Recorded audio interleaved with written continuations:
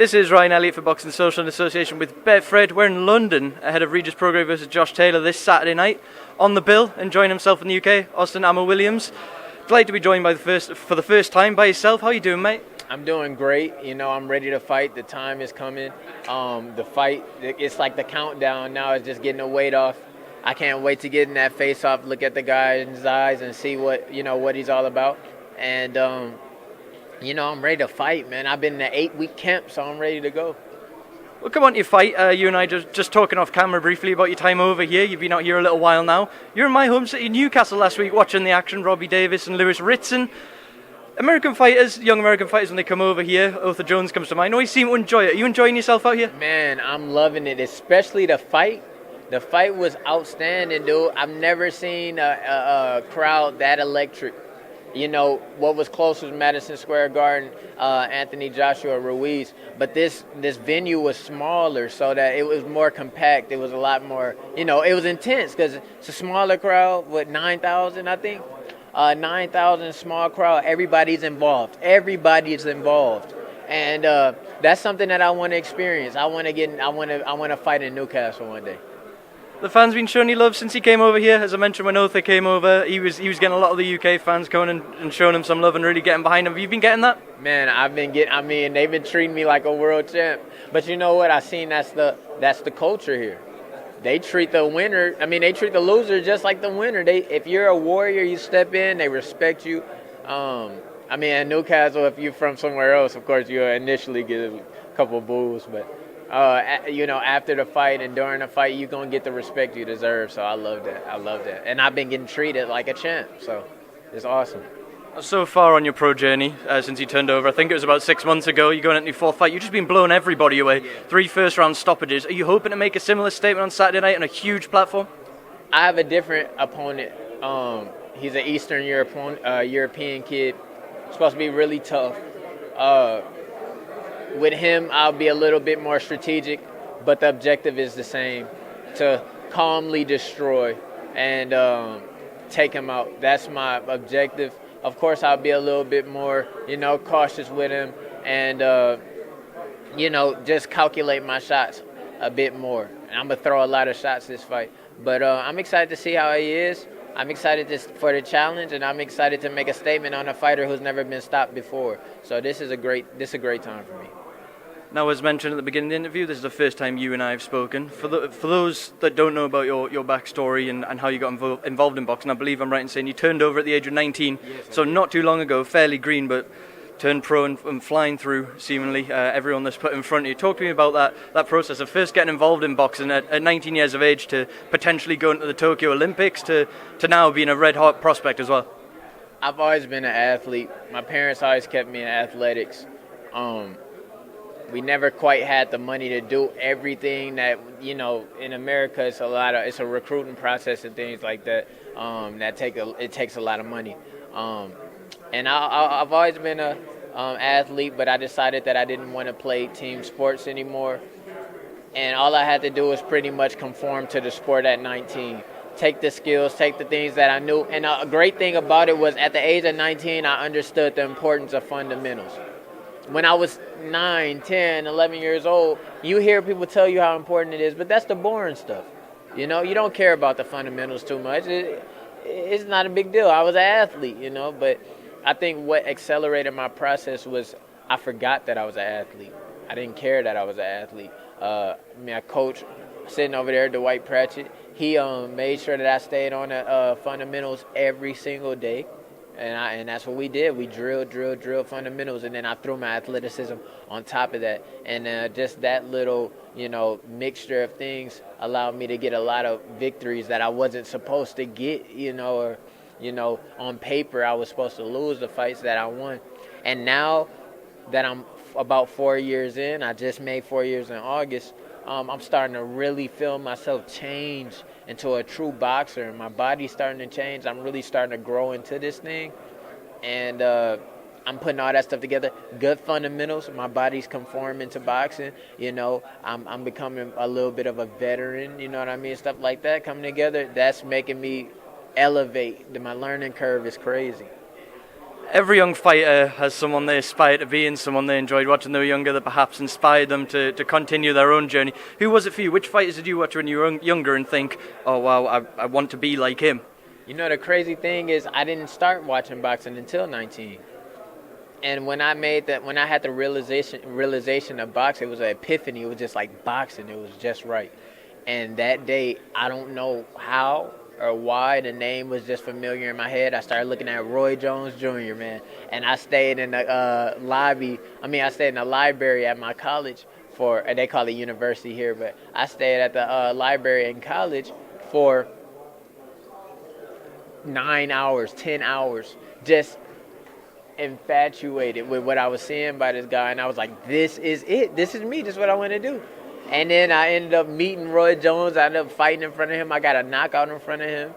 We exchanged numbers. I can call him anytime, talk to him, things like that. So it's definitely Roy who's my number one, man.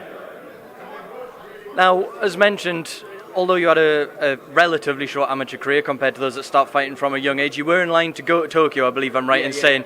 You made the decision to join forces with Matchroom to turn professional instead. Right decision in your mind? Are you enjoying this journey? Do you feel like you've made the right call? I think everybody sees that I made the right decision. Man, I'm getting experiences that who knows that they would be here next year? Who knows that they would be here 2021? You know, I'm 23 years old. I started my professional career at 22.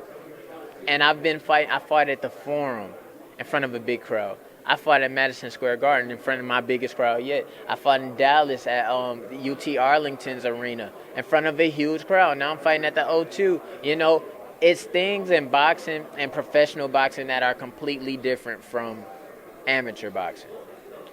And an amateur won't know until they go through it. Just like me coming out as a swing bout into Madison Square Garden. That is an experience I would never get out of the amateurs. And my ultimate goal is to be the champion of the world and undisputed in 3 different weight classes. So I had to kind of get it going, you know.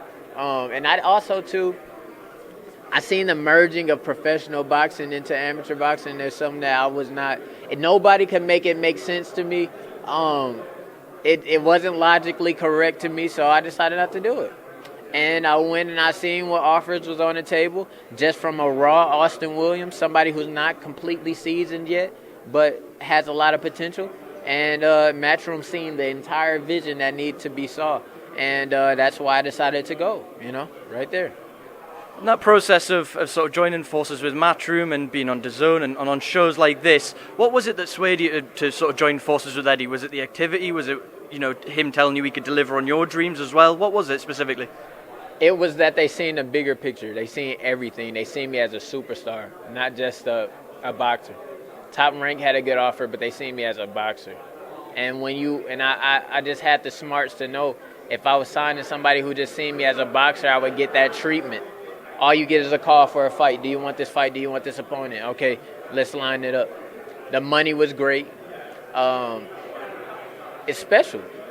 They made me feel special, you know what I mean? They knew that I had a very unorthodox story starting at 19 years old, starting, you know, all the top level fights they seen and all types of stuff. They knew what they were getting, not just a fighter, not just numbers. And I think that's where a lot of fighters go wrong is they sign with somebody who only sees the numbers and it's a calculation. You know, we sign this kid, we give him an opportunity. If he falls off, he does or not. Matchroom was completely different. They literally we see the superstardom in you. Let's join forces. Let's make you this guy. And I'm like, you know what? That's perfect for me. And I also do better learning on the job. I didn't want to feel like I had to peak in the amateurs to go professional. That's not what I want to do. So, you know, to be able to get this opportunity to learn on the job and take these experiences as I go and maximize my time, that was the best thing for me. It was definitely all lined up right. It was time to go. One thing I wanted to ask about Austin, you can tell me if I'm completely wrong here, but I read somewhere that since you turned your hand to boxing at 19, that you've been keeping note of everything you've learned along the way and keeping log of everything. Is that true? That's absolutely true. I'm 4 journals full now. It's some crazy experiences in there. It's not just technique. It's mental, nerves, how I felt going in fighting a number 2 ranked guy when I had 11 fights, how I felt fighting a 5-day tournament sick, extremely sick. How I felt fighting 10 times in 2 weeks. How I dealt with these things. I mean, I have so much in these journals. It's not gonna be hard for me for a book to come out. I mean, I just give it to a publicist and let them go to work. But I mean, friendships that I lost because I can't go and do normal things. You know, relationships that fell through because I couldn't give a lot of focus to these people. It's everything in these journals, and then of course, yes, the technique and strategies that I had to go and win fights are also in those in there. So you'll see some really cool unorthodox things in those journals, and that's something that I will release to the world. Also, too, I want the people to have a potent memory of me, like 100 years from now. Somebody can read this story and be like, this is not a normal story, man. This is crazy. And he's telling me exactly how he felt, to as keenly as possible, you know, as sharply as possible. He's telling me how he felt in all of these experiences that are mind-blowing. Being signed to Matchroom after 3 years of boxing, that's like, what? You know, being in Madison Square Garden, not even boxing for 4 years yet. What? And I say exactly what went through my head, exactly what went through my mind and how I felt. So that's the journals that come. And I'm happy you asked that question. Nobody's been asking me about that. Yeah. There you go, nice exclusive for Boxing Social. Austin, before I let you go, because we are due to start a press conference at some point, main event, I believe I'm right in saying that you'll be the only guy after Saturday to have shared the bill with all 4 super lightweight champions before they unified, and eventually we might end up with an undisputed champion. This weekend, Regis Prograis, Josh Taylor, huge fight, 2 unbeaten fighters, World Boxing Super Series final, unification. Give me a prediction and your breakdown of that fight. The breakdown of that fight is I think Josh Taylor might come out and box strong. I think he's going to take an overhand left hand that's going to knock him silly, and he's not going to have the time to adjust. I say this might happen in the 5th round where he takes the overhand left. And I think it'll just be downhill for Josh after that shot, that left hand that he takes, because I don't feel like he'll be able to recover from the shot. And ultimately, I think he'll be stopped TKO. That's my conclusion of the fight. And I've shared the ring with Regis for 8 weeks, and I think I know what he brings to the table. I'm not extremely familiar with Josh Taylor, we're being honest. But this is me judging off the things that I know Regis has done to other fighters and other fighters who weren't supposed to get knocked out by him. You know, that's my prediction, 5th round TKO. Being around someone like Regis for a few weeks and seeing him sort of preparing for a fight of this magnitude, it is such a massive fight for boxing, it's a monster. That must be inspiring for you to be around seeing all that and thinking, I want a piece of this in the future. Definitely. This is my 2nd time working with Regis Prograis to get ready for a fight. I have to be thankful to him and the team because they've showed me how to properly prepare for a fight. I will always know how to prepare for a fight, a world championship fight. I've been putting in world championship preparation for 4-round fights.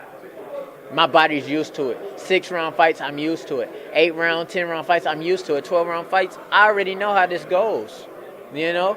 So for me to already have this example, and then I get older and I get better and I get more seasoned, now I put my own spins on the camp, but I know the corpse of how a camp should be ran, and that's a beautiful thing for me.